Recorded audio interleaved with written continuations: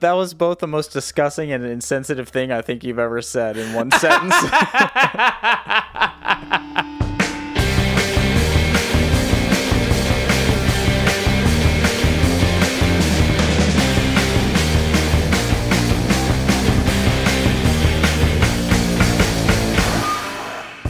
Hey, I'm Blake. And I'm Dave. And this is the last episode of the first season of First Prize Films, the podcast where you and I, Dave, we each selected a genre-specific movie, separated by at least a decade, and pit them against each other to find out which film, once and for all, wins the coveted title of First Prize Films. Can you tell us for the last time, thank God, what does that mean? Yeah, Blake. So it means the same thing as a cow's opinion.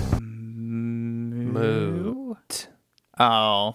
So today we find ourselves watching these found footage horror films. Yes. And I made Blake watch Paranormal Activity. It's a movie about a couple who fight against a demon who's confused by doors. It's true. And I made Dave watch the 1999 film The Blair Witch Project, a movie that originated the camera angle you see your parents from when they first discover how to use FaceTime.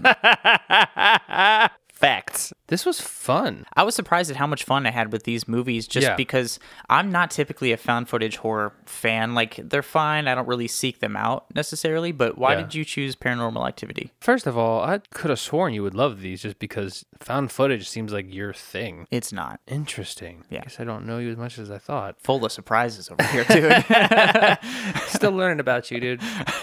I picked Paranormal Activity because it is probably the first movie since I was a child and watched The Ring that had me terrified after I was done watching it. Interesting, actually, because the first time I saw Paranormal Activity was with you in the theaters. Oh, okay. Yeah, well, that was like the second or third time I saw it. See, I wasn't impressed by it, but the Blair Witch Project I chose because I was like, okay, what's a good counterpoint to a modern classic of the genre? And to me, the Blair Witch Project stands out. People still talk about it. I feel like it's still brought up here and there in film discourse. Totally. And I saw it in probably 2003 or 4, a few years after it came out on video. I'm not personally attached to either two of these films, but I wanted to revisit both of them to see if my feelings on them had really changed. It was quite a ride, I have to tell you. Yeah, I had only seen Blair Witch maybe one time through, but I do remember being scared by it.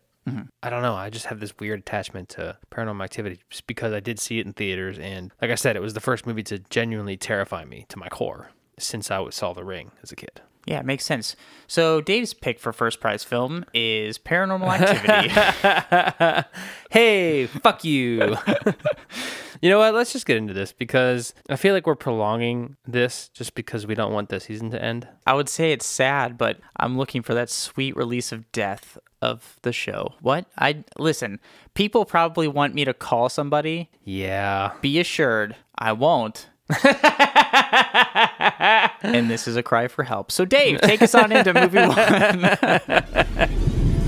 Movie 1, Paranormal Activity, 2009. All right, Dave, I've been waiting for some time for this. Yeah. Give us the synopsis for Paranormal Activity 2009. In 2006, a camera is found showing totally normal, everyday home movies with Mika and Katie, a couple from San Diego, as they play games such as hide and seek and tag with a playful demon who hasn't fully mastered doors. So we open with on-screen text. Paramount Pictures would like to thank the families of Mika Sloat and Katie Featherston and the San Diego Police Department. Aw, that's sweet. Wait, that's probably not good. No, it's fine, Dave, because Paramount Pictures is exploiting someone's death. Sure. Smash cut to a TV playing some concert, and then one of our main characters, Mika, playing with a big-ass camera in the mirror. This is like a prosumer level camera in the mid-2000s. Yeah. Anyway, our other main character, Katie, rolls into the driveway underneath more on-screen text. San Diego, California, September 18th, 2006. So Katie and Mika playfully talk shit to each other about the camera and how much it costs, which, you know what? That's a good question, Katie. But he's a day trader. He owns a house. Girl, relax. You're fine. Yeah, in San Diego, of all places. Exactly. Anyway, Mika is like, we're going to have a very interesting time. Capturing whatever paranormal phenomena is occurring or is not occurring. And then he tells Katie / us that he's just going to film whatever happens to them and when the weird shit goes on so that he can figure out what's going on. And he says this as he waves around a big kitchen knife like the B Squad at a strip club version of Michael Myers. Hey! We're barely a few minutes into this movie, and I don't believe the relationship. It feels very awkward, but not in a real way. They're really complimentary of each other, but he's also like a child. Yeah, he's very childish in terms of what they're doing. In terms of life in general, I think. But maybe that's just me. Well, I think childish, immature, just a general man. Sure. So, so we find out that Mika isn't convinced that what's happening isn't just like neighborhood kids messing with them. Neighborhood kids are sneaking into their house and like...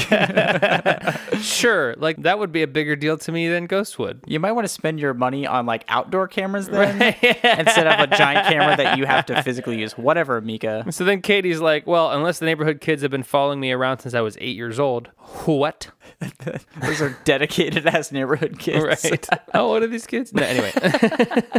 So we get a lot of just normal home video stuff spliced in with camera and audio tests. And I'm just like, okay, let's get to it already, please. Yeah, like we get it. Now Mika asks Katie if she knows any tricks to make stuff happen. And she's like, I don't want it to happen at all, right? So I don't want to force it to happen.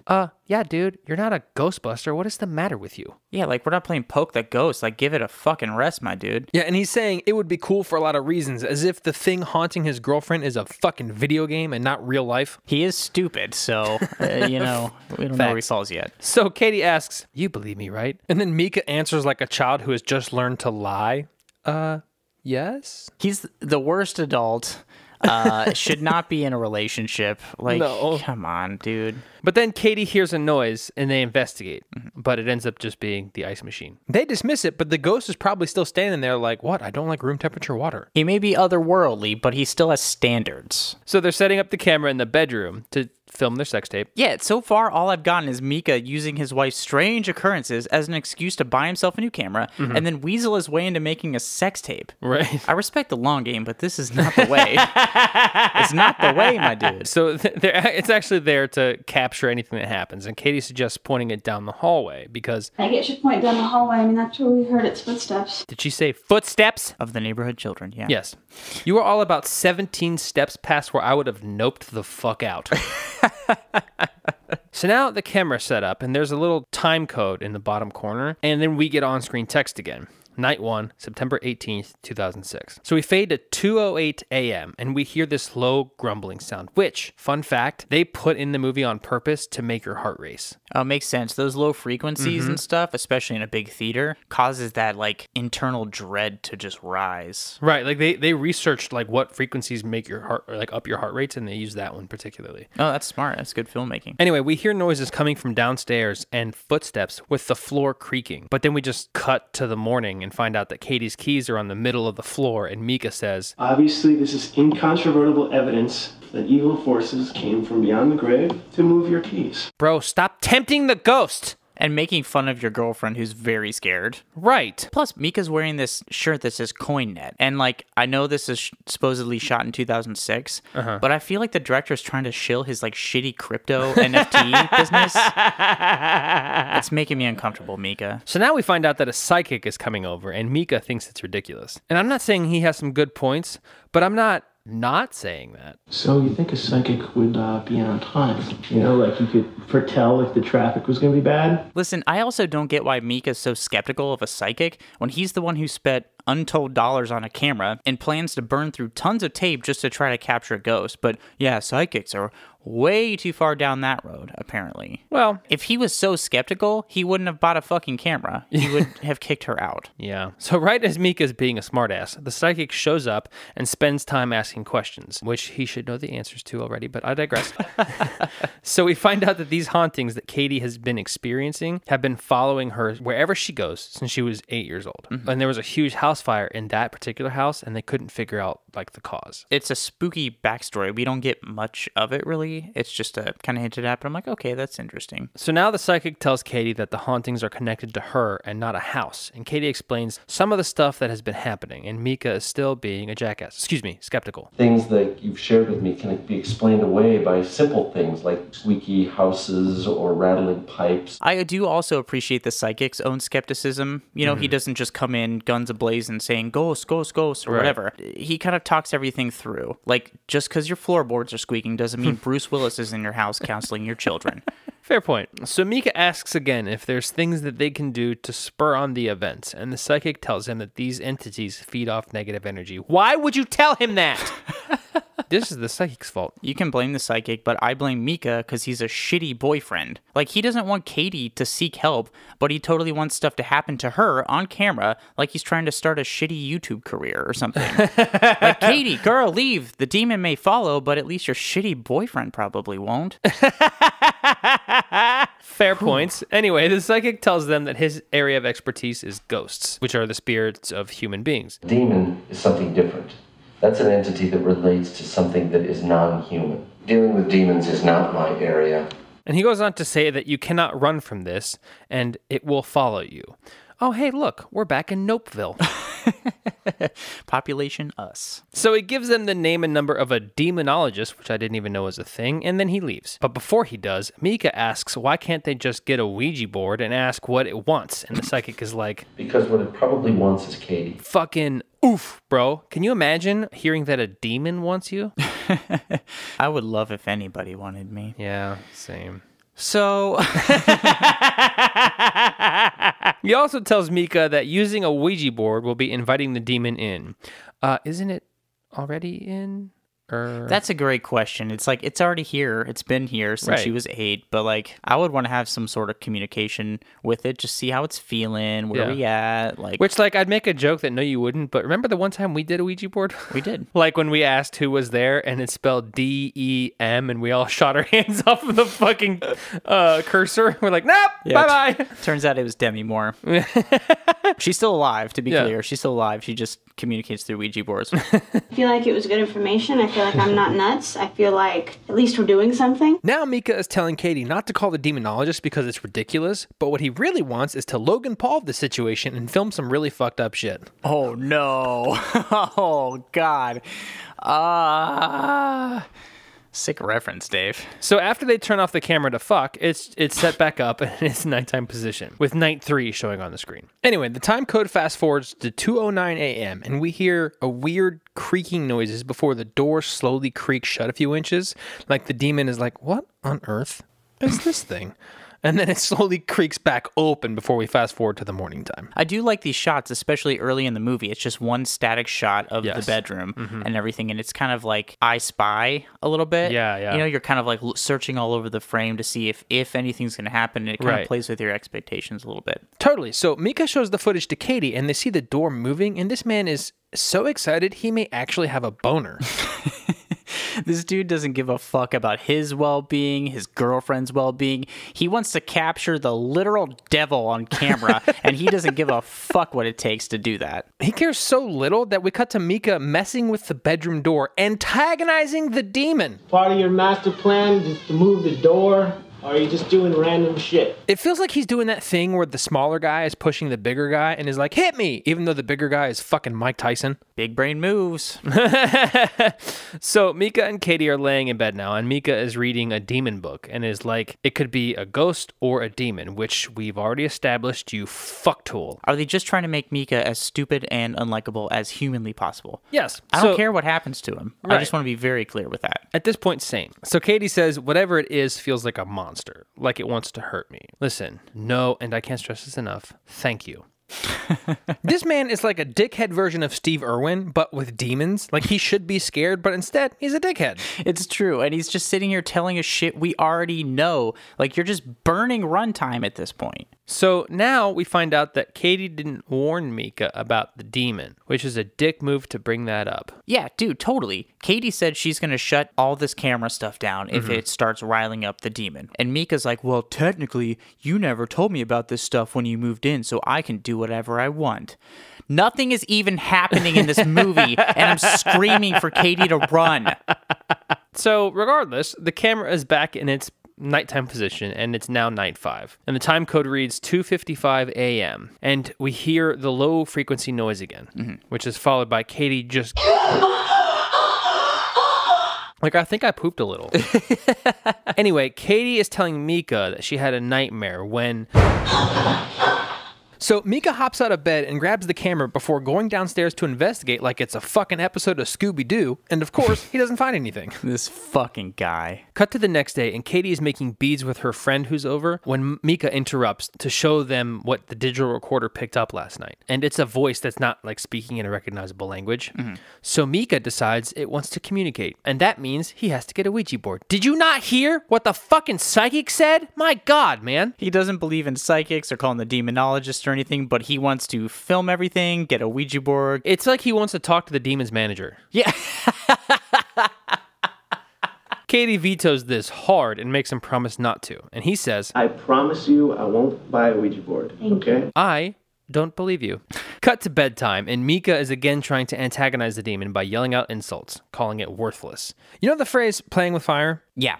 Well, Mika may as well be trying to roast a marshmallow by standing in the fire. So we're back in the nighttime recording, and it's 3:13 a.m. on night 13. So now we hear a thud, which wakes Katie up. Like after a minute of her and Mika sitting still to listen for something, we hear... which is terrifying. And of course, they go to investigate. And when they get downstairs, they see their chandelier is swinging. But you know what? Just relax, okay? The demon just hit his head on the lights, and that scream was him just going, ah, fuck! And that's it. So anyway, Mika and Katie take a few minutes to look around. And when it finally seems like it's over, it's not, because they hear more noises. But then smash cut to the morning, and Mika is still excited like a kid on Christmas morning, but instead of presents, he's giddy about poop in a bag. Don't bring my colostomy bag into this, Dave. Anyway, at this point, Katie is all of us, and she says... See, this is why it scares me, is because you don't take it seriously. So Mika is going around the house trying to figure out where the noise came from before he grabs his digital recorder and then is trying to capture some EVPs, which is electronic voice phenomenon. To hear ghosts. So he starts asking questions to fucking nobody, including, would you be happier talking with a Ouija board? Mika is like a child who has been told not to eat the cookies, and when his parents aren't looking, he shits in the cookie jar. So now Mika is listening back to the recording, and when he asks about the Ouija board, there's a distinct growl that follows. Is that you grunting? And he's still not taking it seriously. He's like the internet when they see videos of jungle cats and they're like, oh, I want to pet it. No, stay outside the cage. Anyway, so it's 1:36 a.m. on night 15, and Katie sits up in bed and looks around before standing up next to the bed. She turns and looks at Mika, and the time code fast forwards 2 hours while she just stands there like an NPC waiting for the main character to come on screen. So then she just turns and walks out of the room. Even more nope. See ya. Then we smash cut so hard it scared me to Mika with the camera looking for Katie. Katie!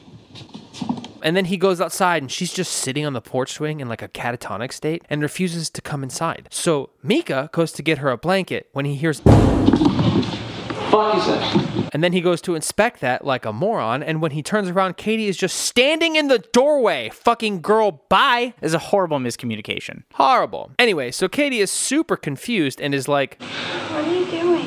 What am I doing? What the fuck are you doing? And then she just climbs into bed. Mika's trying to explain it to her, and she's just like, I'm cold. Bitch, you were just outside. No shit. She doesn't know that. But also, Mika, your girlfriend is experiencing fugue states, and you don't even try the medical route? Like, no exorcist because it makes things worse sometimes? Oh, somehow. Like, based on what, my dude? Did you see The Exorcist and decide you might find your girlfriend less attractive if she starts projectile vomiting or something? Probably. And so he's like, no, I'm just going to avoid the whole thing. Right. I hate this guy, dude. So do I. So it's the next day, and we find out that Katie doesn't remember any of this, but the whole night she had a really bad, gruesome nightmares. And it's like a bittersweet moment, you know? Because it's like, well, my knees don't hurt anymore, but that's because they were cut off in a car accident.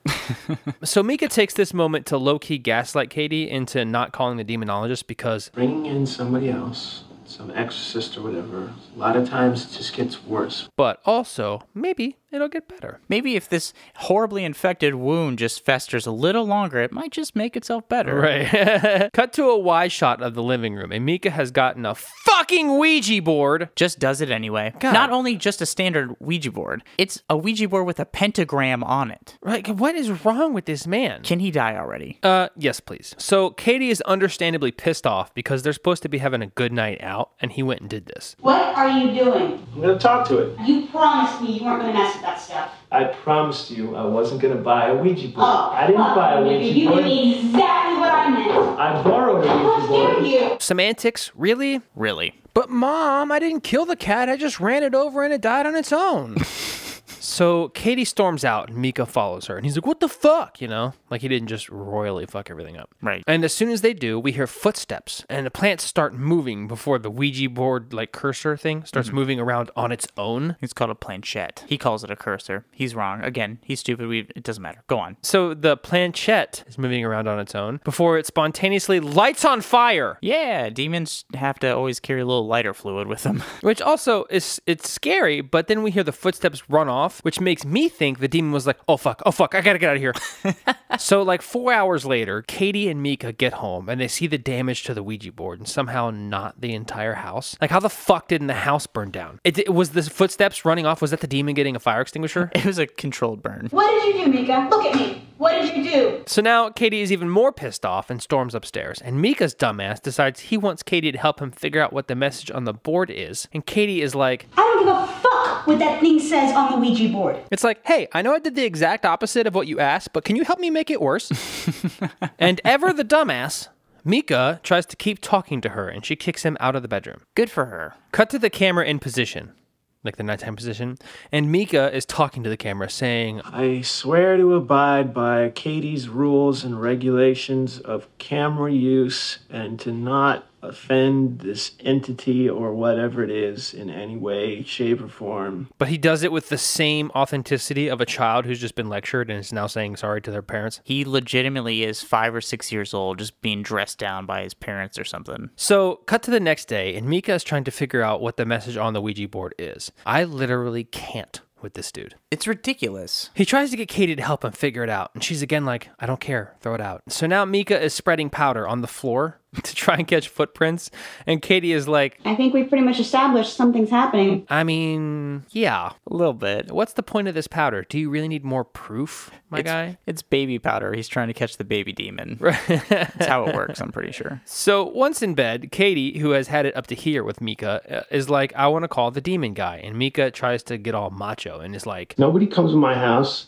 fucks with my girlfriend, gets away with it. what are you going to do? Film it to death? Things are getting worse, like progressively worse. I don't Right. know if we made that super clear. Things are happening kind of every night, but it's getting worse. Yes. So now it's night 17, and the couple goes to sleep, and the time code fast forwards to 3:15 a.m. And we hear footsteps, and then we see the footsteps in the powder. Yeah. So Katie and Mika wake up and see the footprints. Oh, shit. Oh my god. And instead of just curling up in the blankets like a normal person, they go to investigate. It's true. They find that the attic access panel in the hall closet is ajar. Now they're on the lookout for a demon with really dry feet. So so Mika goes in and finds a burnt picture of an 8-year-old Katie above their bed in the attic. Fucking excuse me? No thanks. Katie is as visibly shaken as I feel and says, There is no way that that even exists. I haven't seen that picture in 15 years. cool. Very Cool. Cut to the next day, and both of them are exhausted. Fucking me too, dude. So Mika shows Katie the footage of the footprints appearing for some reason. Yeah. And she tells him she's calling the demonologist. And Mika thinks he's in control, and Katie finally snaps and tells him that, Not a single thing you've done has helped. get him. Truth. So after she yells at him, she tries to call the demonologist, but he's out of the country, conveniently. So Katie called the psychic back, and he's coming back tomorrow, which pisses off Mika because he's a jackass. And he's just waited too fucking long, dude. Like, Right. So now we fade to 3:53 a.m. and footsteps pound off before the downstairs lights turn on, and then right back off. Like the demon hit the wrong light switch. Yeah. Oops, sorry. But that wakes up Mika, and he goes to inspect the bedroom door when it slams shut. As Mika goes to open the door, the demon starts knocking like, hey man, I accidentally shut this door, but I forget how to open it. And then locked himself out. Right, and then he wiggles the handle to prove my point.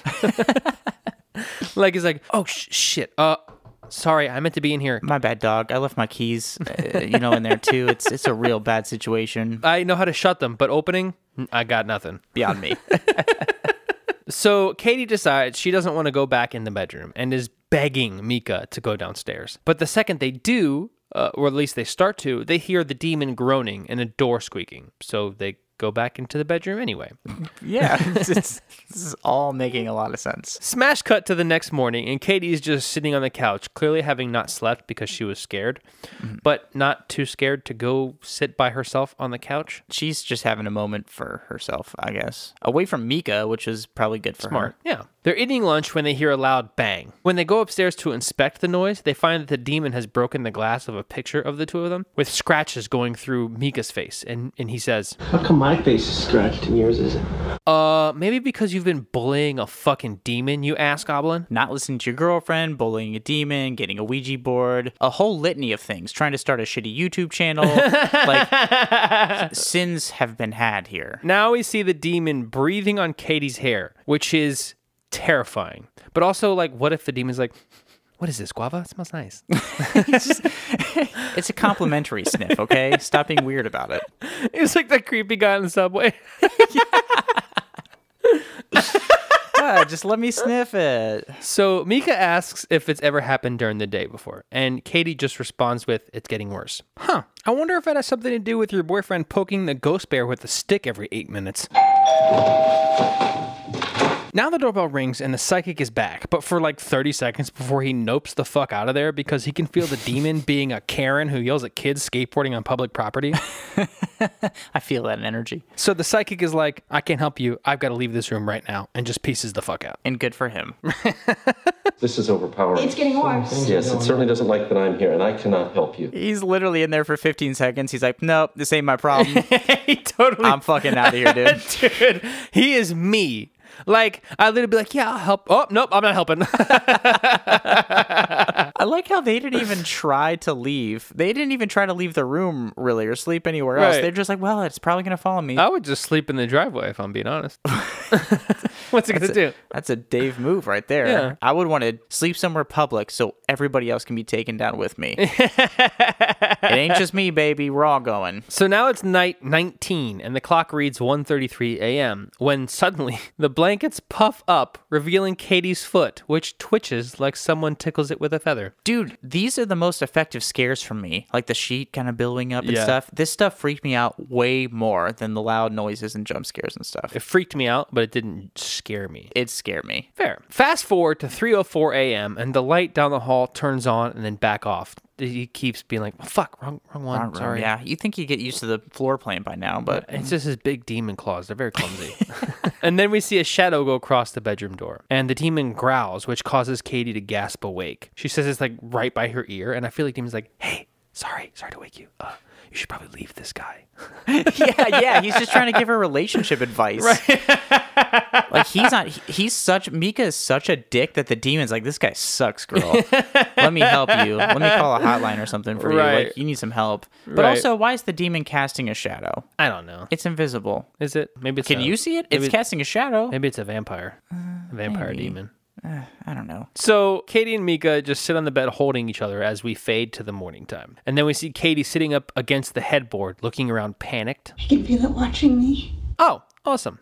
Cool. By the way, this finally freaks Mika out. And it's not even that the demon's there, it's the way that she's acting that's freaking him out. This is why I think Mika's shallow, though. Her, like, unambiguous cries for help are, like, just, no, you're just being no. But she kind of, like, looks a little, like, sullen and stuff. She, like, looks a little different. He's like, you're a little less attractive. Something's wrong here. Yeah, he literally says, you're freaking me out here. Yeah. God, I fucking hate this guy. I'm on the demon side, man. Oh, end this fucking guy. So now Mika shows Katie a story online about a woman who went through the same things that Katie goes through, and they got an exorcist, which made it worse, meaning they're not going to call one because it's just going to make it worse. He's literally using this as ammo. It doesn't make sense. Right. He's like, oh, we have nothing left to do, but also if we do anything, it's not going to help, so why should we even do it anyway? So it's whatever. So now Katie is studying for some fucking weird reason. Yeah, she's like, I really need to concentrate on study. We don't really see her. She's a student.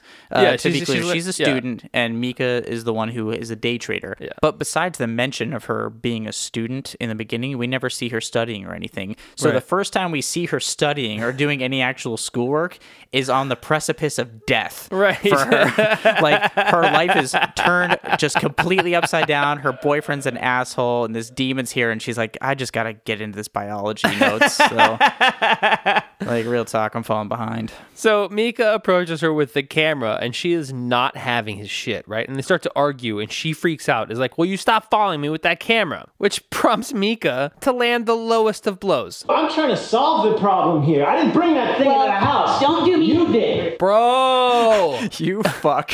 If the demon doesn't kill you, Katie damn well might. I'm going to find you. She deserves justice, and you are killing me. Cut to night 20. It's 4:31 a.m., and a shadow moves across the bedroom door and grabs Katie's fucking foot, dragging her down the hall.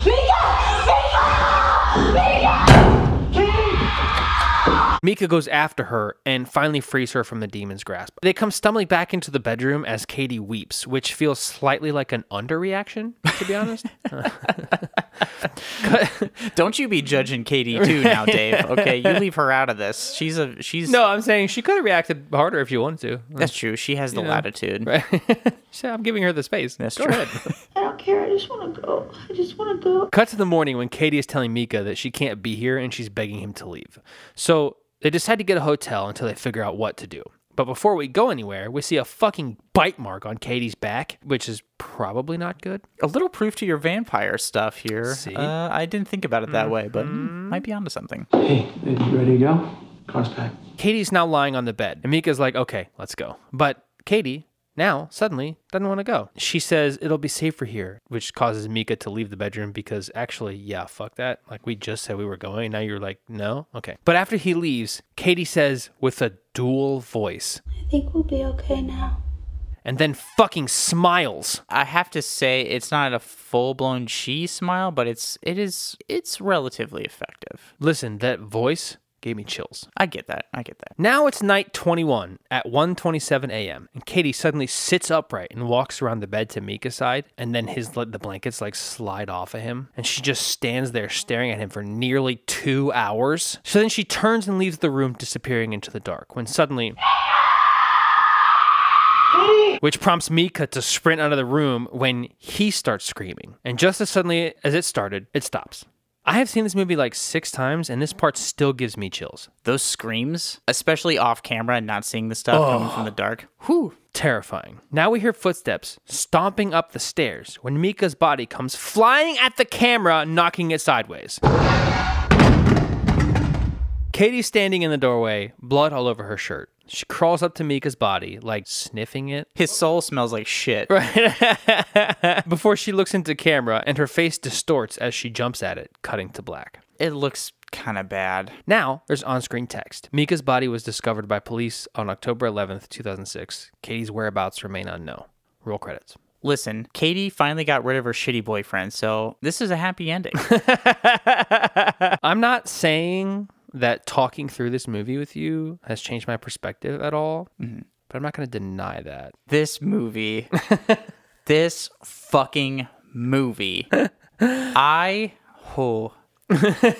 really fucking hated it. That ending, especially with the whole like demon face and her running at the camera, it became a cliche with every found footage horror film to ever fucking exist after this. It feels like, Right. I know it's a low budget film, but it looks really bad, and it just felt so fucking cheesy. It felt so cheesy. I left this film the first time I saw it, and I was like, oh, okay. There was another found footage film that I really loved at the time called The Fourth Kind, which I think we both really loved. And I'd seen that before I saw this. So seeing this with you, I left that theater and like immediately forgot about this movie. I was kind of ambivalent towards it, and now I fucking hate it. I'm angry at this movie, and I'm angry you put me through it. Great. There are some good parts to it. I don't believe you. There's a couple effective scares, and I noted them as we kind of went through this. And obviously, I like to give credit where credit is due, even when I dislike movies completely. There were some really effective visual things in there that I enjoyed. Yes. So it wasn't a total was, but you know, and I don't feel like going scorched earth on this thing. I just think Mika's character was the most insufferable piece of shit that I've had to deal with in a movie in a long time. Well, listen, I think you're getting ahead of the game here a little bit. So, needless to say, I have strong feelings about this film. How do you feel about this thing? While I was watching it, I loved it. Mm-hmm. I was mildly annoyed with Mika, but honestly, like, I'm feeling very conflicted. I had thoughts on Paranormal Activity, and you best fucking believe I have thoughts on the Blair Witch Project. I'm ready to get so far into the weeds on this thing that we get lost and hopefully die of exposure. Well, let's do it then. Movie 2, The Blair Witch Project, 1999. All right, well, let's help my brain. All right, and let's just jump into it. I want to hear the synopsis for Blair Witch. When 3 white kids get lost in the woods with cameras and limited outdoor skills, they are harassed by stick figures, rock piles, and other forest art that serve up tragic consequences like overdue film equipment, missing shifts at low-paying jobs, and most horrifyingly, more camping. So this is the granddaddy of them all in terms of found footage films. By no means the first, but the Blair Witch Project popularized the genre in a way that films like Paranormal Activity and Cloverfield from last episode, they wouldn't exist without the success that this film had. Oh, yeah, totally. So we open to jittery 16mm titles that give us the rundown of what we're about to watch. And nausea. And total nausea. In 1994, 3 student filmmakers disappeared into the woods near Burkittsville, Maryland, while shooting a documentary. A year later, their footage was found, and that's what we're watching. Right. So they shot with 2 kinds of cameras, a handheld camcorder and 16mm film. So we switch back and forth. One is black and white. One is low quality, like tape video, because we definitely don't want to be able to see anything clearly at all throughout this entire thing. Right. It looks like watching footage your parents shot at Christmas in the early 90s. Yep. And probably just as boring. And I thought the camera from Paranormal Activity was big. So we open to our driven director, Heather, as she preps to shoot a documentary about a local legend known as the Blair Witch. She meets up with her cameraman, Josh, who looks like he's only going into the woods to listen to the Grateful Dead and play some bongos and smoke some jazz cigarettes. Hey, it's Mr. Punctuality! Now, to round out our crew of 3 people, they pick up Mike, who I guess Heather doesn't really know well, but he's our sound guy. Right. How are you, Mike? It's nice to meet you. I'm tired, but I'm doing good. And we're off to the races, Dave. Heather explains the tonal vision behind her student documentary. The woods around Halloween time is a creepy enough phenomenon. I want to really avoid any cheese. But remember that line, because we cut to the crew shooting their first shots of the film featuring Heather. She gives us this cheesy-ass read to the 16mm camera, and she's in a cemetery, and she sets up our legend. Right, but also the fucking tiny shakes in all this footage is killing me. I actually wasn't as bothered by that as I thought it would be. It is a small, quiet Maryland town, much like a small, quiet town anywhere. Heather's on-screen voice makes her sound like a pretentious film student who thinks they're making the next Citizen Kane, but they're just making that like public access show for people like me when I'm stoned and can't sleep at 3 a.m. Now, Heather asked some of the locals in Burkittsville about the legend of the Blair Witch, and from this, I can really see why people at the time in 1999 thought this was a genuine found footage film. Right, yeah. These people feel like real interviews in the way that like no one really knows what the fuck they're talking about. Right. And they're terrible on camera. But also, I think something that helped was the fact that they weren't even the first documentary to try this. So they're shaky and not original. The 2 men were out hunting, and they were camped near the cabin or something that she's supposed to haunt, and they disappeared off the face of the earth. So we gather through everyone's stories that there have been a bunch of different weird incidences around the woods throughout the years that all kind of loosely tie to this Blair Witch mythos. Specifically the story of an old hermit who lived in the woods named Rustin Parr. He lived up on a mountain. They searched his house and they found the bodies of 7 kids from the area. He took the kids down in the basement by 2s, and he made one face into the corner, and then he would kill the other one. And then when he was done with that, he'd grab the one out of the corner and kill that one too. Oh, good. Make one kid stand in timeout while he kills the other. It's efficient? Sure. I don't know. Essentially, all these stories lay the groundwork for the tone and idea of this movie. Something is in the woods. We don't really know what it is. It's scary, and people die. So let's go. Very good first day. With day 1 in the bag, our film crew hangs at their motel room, and they're joking around and drinking and kind of getting acquainted with each other. And it seems like a fun time before embarking on day 2, finally getting us into the woods. Welcome to day 2. The trail is somewhere along here. We shouldn't miss it. First, we meet a couple of fishermen who tell their last-second Blair Witch stories. Right. Then our crew finally hit the trail on their way to Coffin Rock, which is where 5 men were supposedly ritualistically murdered in the 19th century, and their bodies disappeared. The men, still entranced by the horror of what had happened, left the scene to find the sheriff and did not remove the bodies from the rock. Upon return, the bodies had been removed by persons unknown. Yeah, I mean, it probably wasn't like animals or anything like that. Definitely not. But you're telling me the Blair Witch killed these guys, left them out for a while for someone to find, and then quickly cleaned up like she was embarrassed of the mess on Coffin Rock? I'm so sorry. Let me clean up while you guys come back. It's like when someone comes over to your dirty ass house, and when they use the restroom, you try to shovel your dirty laundry and shit in the closet. Same scenario here. Right. So keep in mind, this is cuts. This is a found footage film, so it's kind of jumping all around through this journey. Right. So when I'm kind of talking through this plot, if I sound like I'm just hopping around, it's because the movie's hopping around. Oh, totally. But rain comes that day, and our filmmakers have to make camp. In the morning, though, Josh, our cameraman, he tells Heather about some noises he heard that night. So you heard noises last night? One of them could have possibly been an owl, but the other one was like a cackling. If I heard a cackling, I would have shit in my pants. Better than shitting in the tent, Mike. Thank you. But his pants are in the tent. Well, it's contained turrets, I guess. What I noticed on my second watch through, though, was that this is presented without any titles, so it doesn't tell us the time or the day or anything, which adds to the disorienting nature of this thing and immersiveness of the movie. You feel like you're just watching someone's pretentious-ass camping trip. Where'd we start out yesterday? Off the map. Now, the crew is prepared for their day of hiking to a supposed cemetery, and a detail emerges about Heather's wilderness navigation skills. Uh-oh. All I'm saying is that you got us lost, man. For a very brief amount of time. It doesn't really seem to bother them that much, though, because this is still just a fun little camping trip in the woods. I mean, they're joking around about Mike's weird chest hair and filming Heather taking a piss. Right. You know what? It's great that being lost is basically means everything's going according to plan. It's true. And speaking of piss, we cut to later, and Mike is pissed because it seems Heather got them off track again. Right. And they haven't been able to locate the cemetery in time. Everybody's panties are in a bunch now. I don't. Lost? Admit that first. I know we're not lost. Oh, you knew that yesterday, too. Josh breaks up the fight here between Heather and Mike, and we continue along. They have to cross a stream over a fallen tree, and then we finally get some strange stuff. It's rocks. Yeah, I don't know why rocks are creepy. But they kind of are. Yeah, they kind of are. But there's some rock piles in the trees and on the ground. Yeah, and I don't love how much time we're spending with these rocks, especially because they knock a pile of them over. Oh, we're getting to that. But these rocks are actually the cemetery they've been looking for. Oh. 3, 4, 5, 6, 7. 7 rock piles, Dave. Do you remember the story of Rustin Parr and the 7 missing children? Sure do. Well, these aren't them. But maybe 7... 7 might have to do with something. I don't know. Spooky things abound. Spooky. So after they set up camp that night, they go back to the cemetery in the dark. Josh isn't very impressed. What'd you think? Same thing, only darker. And as you mentioned earlier, Josh knocks one of those rock piles over by accident, and they head back to camp. Is that a bad thing? Heather seems to not want to disturb this area, which I wouldn't either. It's like a sacred cemetery, maybe? Yeah, maybe don't fuck with cemeteries or things that are representing cemeteries. Probably a good idea, Dave. Hard cut to later that night when something wakes the crew up. Heather starts filming, and we hear the noises, too. It's something in the woods. Right. She goes, hello?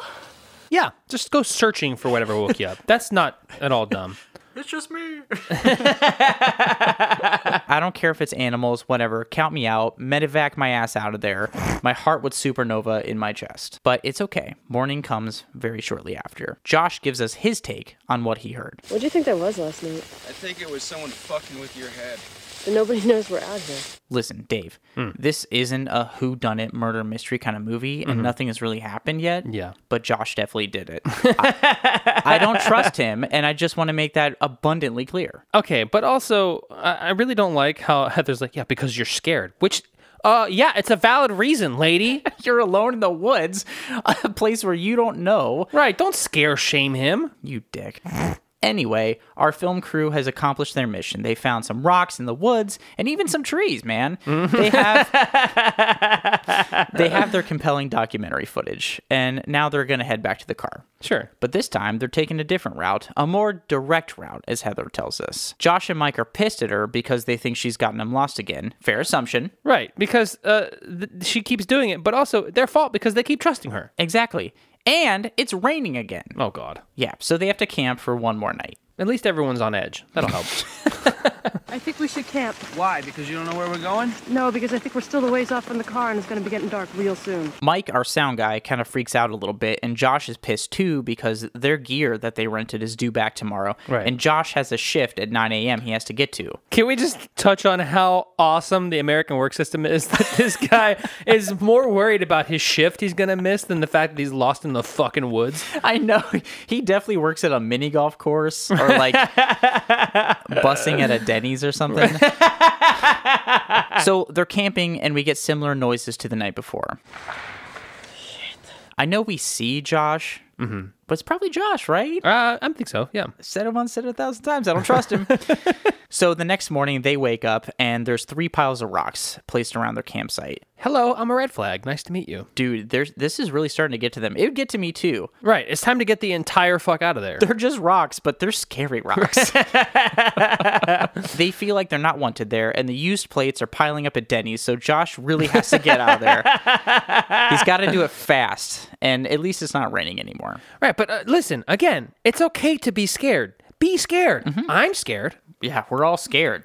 But hold on, Dave. Even though it's not raining, there is another problem to replace it. Uh-oh. The map is gone. Sure. Heather doesn't have it. Nope. The guys don't have it. Yep. And things kind of start to get ugly between everybody. Oh, dude, this part is real awkward. I gave you back the map, Heather. I gave you the map. I gave you back the map. All blame aside, this is really fucked up. So they continue hiking, knowing that the area can't be that big. So they just kind of head in one direction, knowing they'll find something. Sure. This is a smart decision. I'm happy that people in a horror movie are making actual sound decisions. Yeah.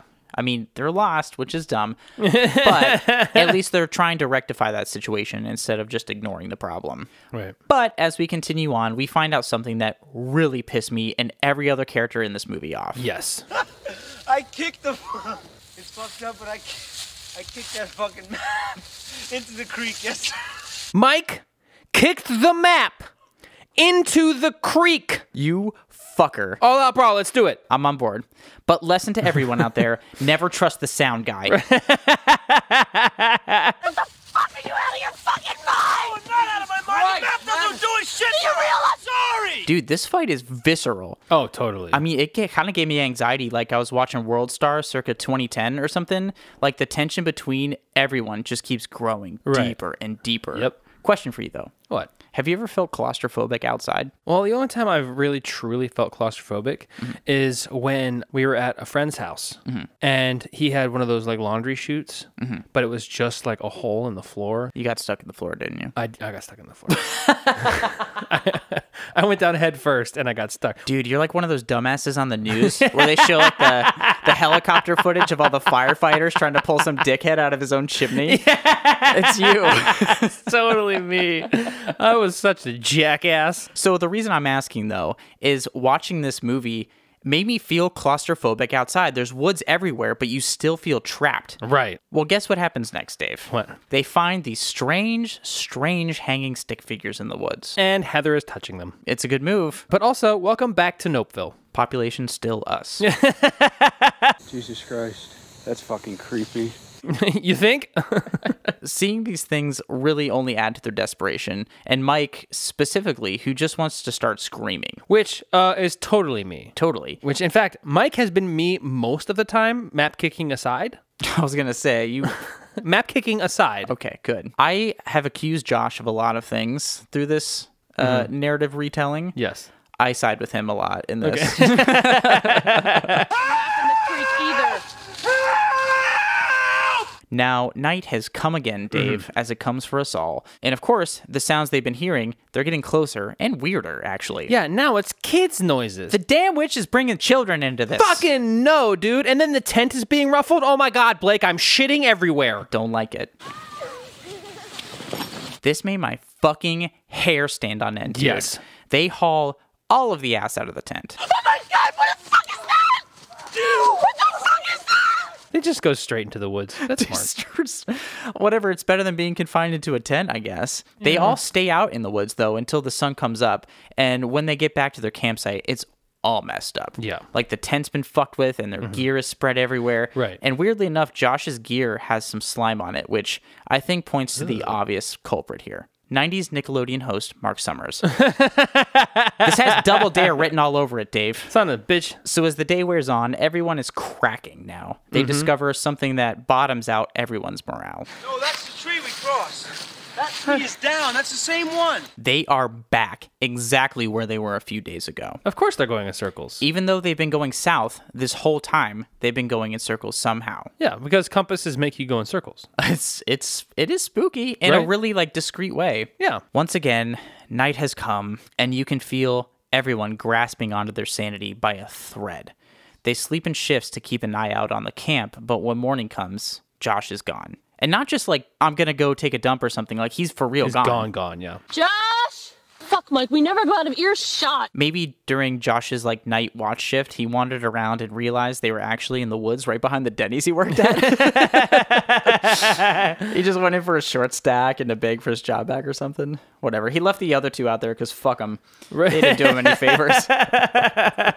So Heather and Mike stick around waiting for him, but he never comes back. Right. But night happens again, and then they hear something in the woods. Yeah, they hear Josh. Heavy air quotes.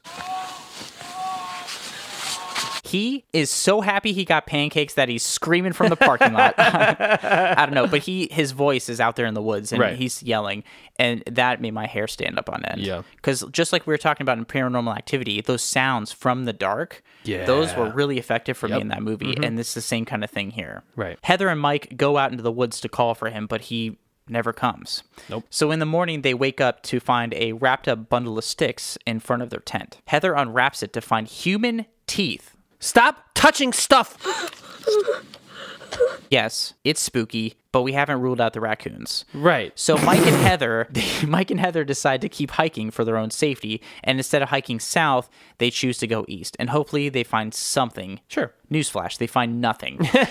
So they have to spend yet another night camping, and Heather is in full-on mental free fall. Oh, totally. So she talks to the camera. Yeah, the famous fucking scene. I am so sorry. In spite of what Mike says now, it is my fault. Because it was my project. I insisted on everything. I'm scared to close my eyes. I'm scared to open them. I'm gonna die out of here. I know this scene has been parodied like a million times in this day. No, totally. But I realized why. It's effective as fuck. We're seeing Heather. She's up close and she's crying and there's snot pouring from her nose. If this camera wasn't so low quality, we could probably see her brain from this angle. It's likely. Intimacy, Dave. But guess what happens next? They start hearing Josh again. It's true. Mike and Heather hear his voice from the woods and he's yelling for help. So, of course, they grab their cameras because they're still making a documentary. Of course. It's the only thing kind of holding them on to their sanity, essentially, at this point. And they take off into the woods. They find something this time. Yeah, it's a fucking house. It's terrifying. And don't fucking go in there. Especially if it's Josh's voice. Right. Fuck him. He went to Denny's. Let him die. Come on, in the house. So, based on my previous comments, you would probably assume I would have been long gone by now. Right. But as previously established, I think in episode 2, we used to do shit like this all the time. Like, almost exclusively in the middle of the night, too. Right. So, I've come back. I'm back into the story. I'm here for this. I've seen a lot of weird old houses and strange things in them, so I'm back. Which is kind of funny because I would be gone at this point. I'd be like, no, we're not going in there. Our paths diverge, Dave. I wouldn't let you go in there because this is not like that one house that we went in that the power was still on for some reason. Oh, that was fucking spooky. This is more ruinous. Right, this is more ruinous. I would not let anybody go in there and be like, nope, this is where people die. We're not going in there. Try and stop me, Dave, because we're in this house. Mike, where are you?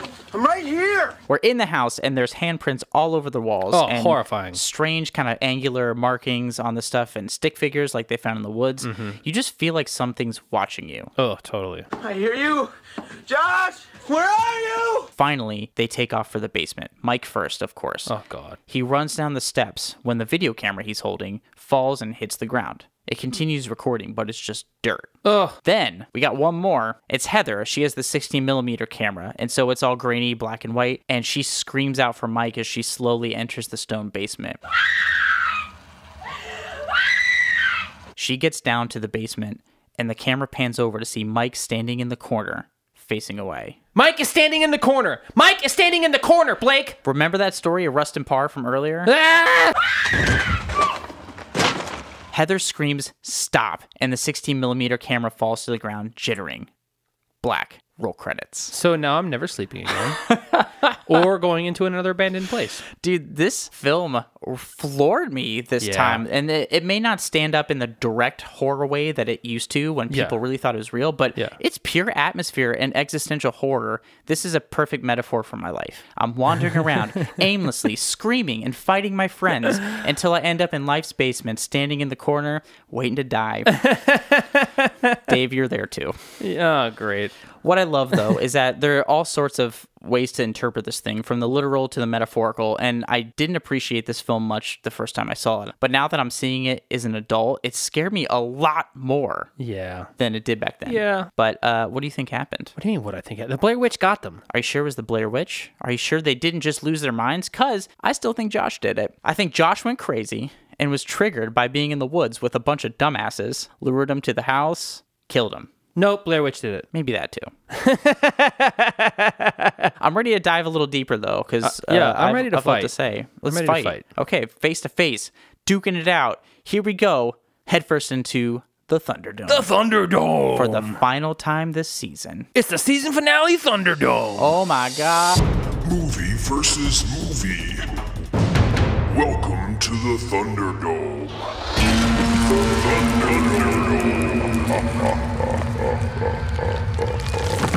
This place fucking rules. Oh god, okay, we're here. It's the season finale Thunderdome. It's true. It's episode 8, and I'm sure we're all familiar now. But before we watch these movies, Dave and I decide on 5 things that we both agree make a good genre movie, in this case, found footage horror. Right. So let's go through them. Let's do it. First thing we agreed on, the found footage horror film has to have convincing found footage. This better feel like a weird home movie. It has to have great suspense. Are you on the edge of your seat? It has to have super terrifying terror. Did this give you the fucking chills? And it has to have proper pacing. Is this a slow burn? And it better have a scary cliffhanger ending. Are you going to stay scared and scarred? So, Dave, we've really been putting in the work this season. Mm-hmm. And for that fact, I would love for you to go first. Like, I want to say thank you for your graciousness, but I know that this is a setup. This is all malice. All malice. You son of a bitch. Okay, so here's my reasons why Paranormal Activity has convincing found footage. Giant camera aside, all of the footage we see feels very real, okay? It felt as if you or I could have gone through this same thing. And the stubborn Mika wanting to get everything on camera feels stupid on its surface, but especially in today's day and age, assholishness aside, that's exactly what would happen. There's not a point in any of this movie where I'm like, that doesn't feel like actual footage. I disagree for one reason, being the acting doesn't feel real to me. It feels very theatery for some reason, but I do agree that somebody in this position, especially nowadays, would definitely just try to get it on camera to, like, you know, be famous on the internet or something for Kitchen Ghosts. Yes. I agree with that. But honestly, for me, the Blair Witch Project is one of the most convincing found footage films I've ever seen. There's no titles or traditional narrative structure here. Mm-hmm. There's no jump scares or like spooky ghost face CG things. Yeah. And not to mention the acting, again, feels very believable as things kind of descend into chaos. Even the townspeople here at the beginning, they feel realistically awkward. And just like Cloverfield from last episode, the filming is justified, I think, all the way through. Yeah. And they're only filming as a reaction to what they heard or saw. So they're not just having, you know, cameras rolling all the time.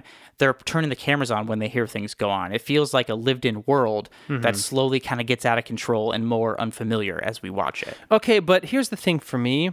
It's not believable because who goes into the woods? This is the 90s, Dave. You have to keep in mind context here. It's more believable to me that people just refuse to leave their house when things get scary rather than just keep going into the woods. While your point is valid-ish, for me, what makes this more convincing is an aspect of found footage, which is suspense. The Blair Witch Project is nothing but suspense for me. It's a constant push deeper and deeper and deeper into suspense territory. And the key to that, I think, is how effective the setup is here. Like, not only with the lore of the Blair Witch and how no one has any fucking idea what they're supposed to be scared of, but the setup of our film crew, they start out as like these happy-go-lucky film students meeting kind of for the first time, and they end up tearing each other apart, like mentally and physically. And I think I said this before, but it's really kind of Lovecraftian in its approach. That slow burn. Okay, so for me, I have to disagree because from the get-go, you're like, well, they're going to get lost. And then they get lost. And then it's just all of a sudden things are happening. So it's like, it's scary, but it's not suspenseful because you know it's coming. You're just still not prepared for it either way. Listen, I think everybody in this film's stupid, so I'm suspenseful because who knows where their stupidity is going to send them. Well, okay, but in Paranormal Activity, not only does it have suspense, it's kind of forced on us with that low frequency sound that they use because it gets our heart rate up. As the movie goes on, you get increasingly more on edge because we know that this demon is gonna keep escalating things. We don't know where it's going. We just know it's worse is the direction. These characters had all the resources at their fingertips and they didn't use any, whereas the characters in the Blair Witch Project did everything they could and they still couldn't get out. Well, here's the thing, and this kind of plays more into the terror aspect of it a little bit. I think that the demon in Paranormal Activity wasn't the bad guy, Mika was. So I wholeheartedly agree with you on that. That dude is terrifying as a human. Fucking total dickhead. But the real point of terror is I think that everyone can relate to the what was that noise feeling and the feeling of being watched, right? And this movie really brings that terror to your bones. Multiple times I got chills throughout my entire body seeing the fucking door move or hearing the thud or the footsteps or the creak. And all of it's just like, ugh. Like imagine having that in your own house. That's way more terrifying because the woods are already fucking scary, dude. Well, I have to say this is where both of our films kind of converge in the terror aspect. The Blair Witch, we really wind our way into territory. Ha! See what I did there? Oh, God. It's terrible. Yeah. But what's more terrifying than unknown sounds in the woods, though, at night, then babies crying on its own, woods regardless, babies crying, horrifying. Yeah. Then your missing friends screaming for help. Yeah. It's visceral while also letting your mind fill in the blanks here. Yeah, that's pretty scary. Who wouldn't be scared camping? I'm so scared of camping that I refuse to go. And add to that all the stories of the Blair Witch and the horrible murders and ghost sightings, and that's the most nope I could conjure with my entire corporeal being. But what might lack for you, I think, in the Blair Witch in terms of terror or suspense, I think we have to both agree that the Blair Witch's pacing is pristine. This is really where found footage films have to walk the line between boring and atmospheric. And the Blair Witch nails it to me. I totally didn't get it when I was younger, but this time around, I really felt that like creeping sense of dread and that ebb and flow of personalities of our film crew. And they had me laughing and wondering and then worried and then scared and then confused. And while I totally understand some audiences finding this boring now, I thought it was a masterful and restrained experience in its approach, and it ended up being super effective for me. I agree that the pacing in general was pretty great in Blair Witch. There was times where I was like, okay, get on with it.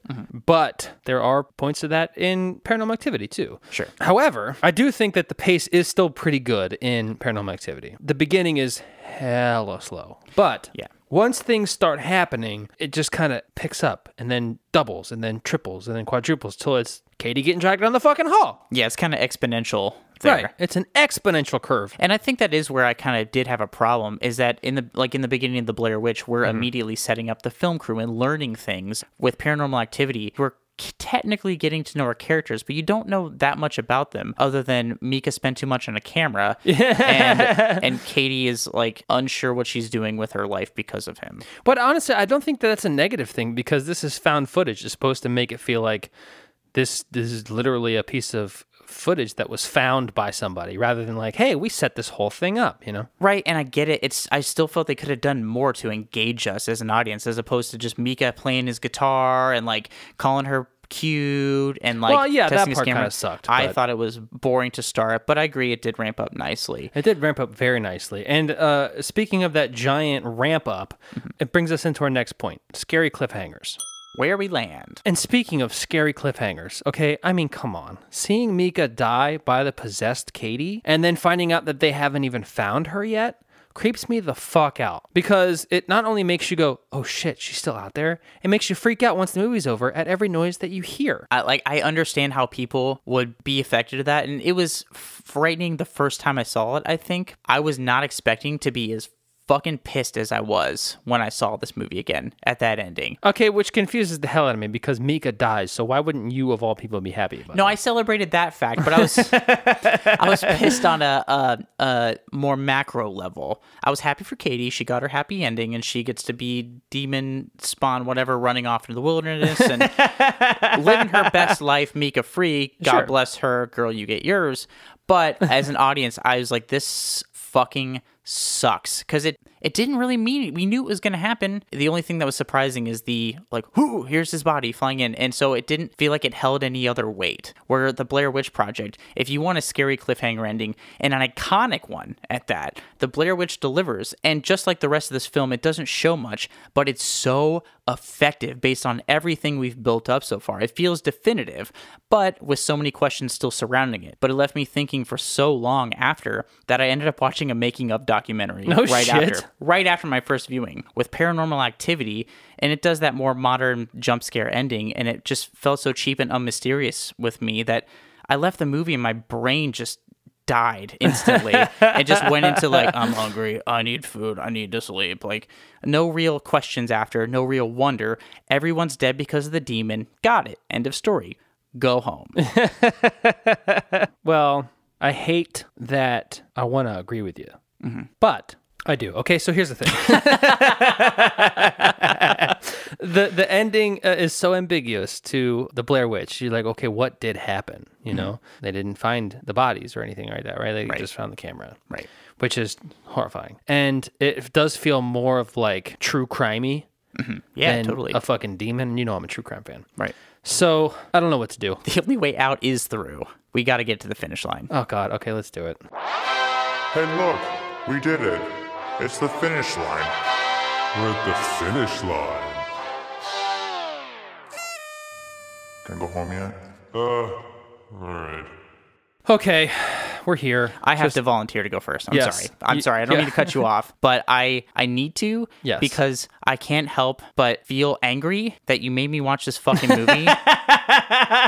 And I didn't know I was going to be so angry going into it. I didn't really give a fuck about the found footage horror genre.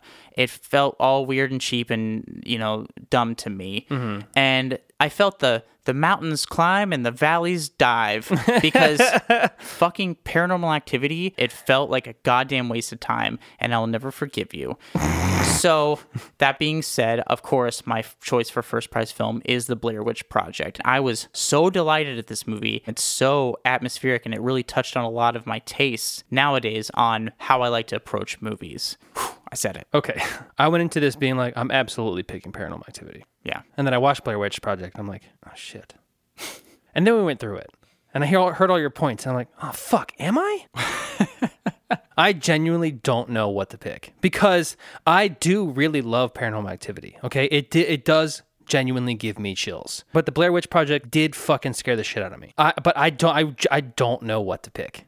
Okay. I don't know. So here's what I suggest, okay? Okay. Instead of doing a fucking tiebreaker, we're going to call the tiebreaker person. Okay. And they're going to be my pick. What? That's the dumbest thing I ever heard. Let's do it. All I'm saying to you is if they pick Paranormal Activity, I'm going to storm out of this fucking apartment and commit a felony. So we're playing fast and loose with the rules here. Sorta. But to be perfectly clear, you're going to call the tiebreaker. You're going to hear what they say, and then you're going to give us your choice. You're not necessarily just agreeing with them. No, I'm not agreeing with this person. Okay, you're still going to have your own opinion. Yes. Don't break the rules of this show. Yeah, you're going to get my opinion. Okay, good. Hello. Hey, okay, so quick question. We cannot decide which one is the best found footage horror movie, okay? It's between Blair Witch Project and Paranormal Activity. I simply choose one? Yeah, you can give a reason if you want to, but you have to pick which one you think is better. Clearly the winner is Blair Witch Project, the OG. That's what we're talking about over here. That's what we're talking about over here. Because it was not the first found footage film ever made, but the first found footage film of my life. And it was a very formative film for my 10-year-old self going to the theater and seeing a little message before the movie played that this was real and that they found this footage. Oh, shit. And I believed that for at least 6 months after seeing that movie. Like, I would be walking around, side-eyeing suspicious groupings of sticks and rocks, and completely believing these things happened in the real world and was available to happen to me. And because of that trauma, I have to pick Blair Witch Project. Okay. Fair enough. They totally pulled one over on me by the time Paranormal Activity came around. Also, how I found out that it was not real was 6 months later, I saw the lead actress from the film in a Steak and Shake commercial. I was in disbelief. Yeah, that'll do it. I could not believe it. And this is before internet. I had to go crowdsource asking friends if it was real or not. Wow. Yeah. That's a pretty good reason. The trauma from that being a pretty good reason. They got me, you know? How can they not win? Yeah, they totally got you. Okay, well, you helped us. Thank you. Okay, bye. Bye. Bye.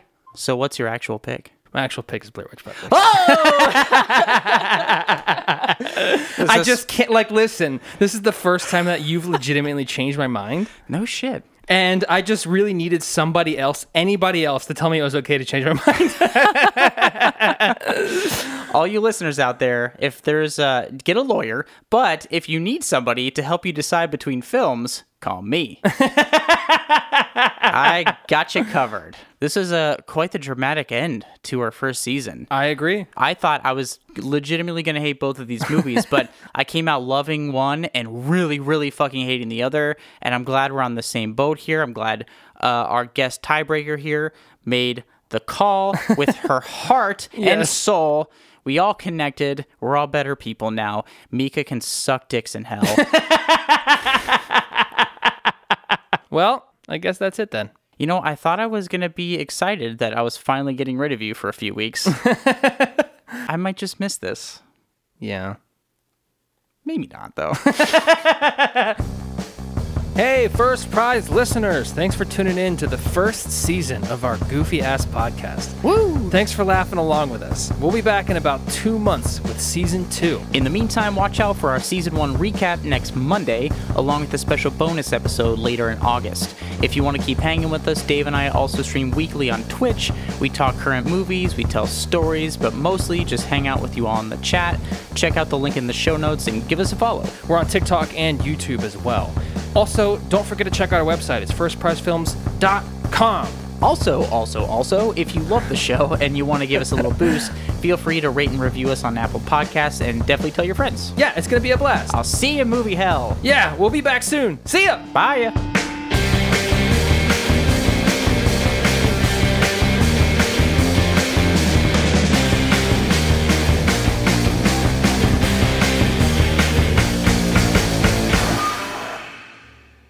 Dude, I'm sorry, but this is just fucking ludicrous. What?